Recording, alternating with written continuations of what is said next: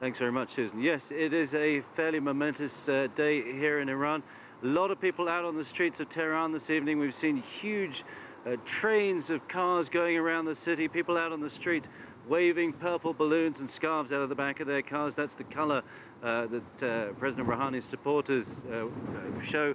But it was a normal working day here in Iran after a very long day of voting yesterday that didn't finish in many parts of the city until midnight. But people slowly coming to grips with a very significant change as the results filtered through. Tehran's bazaar on Saturday afternoon. It's the beginning of the working week in Iran, but might it also be the start of a new era?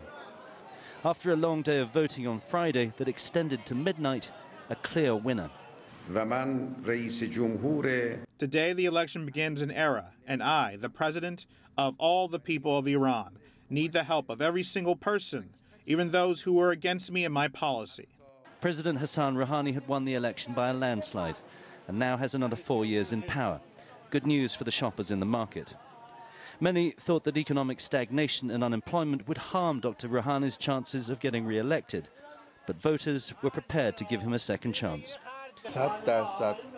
There's been some stagnation and an economic downturn, but I'm sure that we'll see great growth in the next 4 years. I'm very happy that Rouhani won. He supports the younger generation. We should be positive about our future. We should be confident because we are building our own future.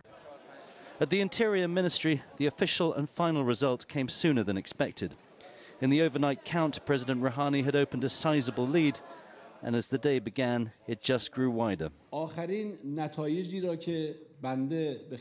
The Interior Minister read out the final result, and it was clear Dr. Rouhani's pragmatic policies had defeated the hardline stance of his opponent, Ibrahim Raisi, by a margin of nearly 2-1.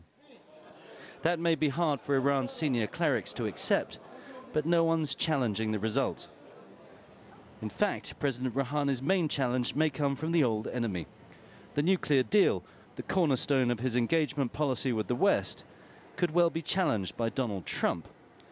And as President Trump arrived in the region for his first overseas trip, he had a warning for Iran. Many of these leaders have expressed growing concern about terrorism, the spread of radicalization, and Iran's role in funding both. That, however, is a challenge for another day.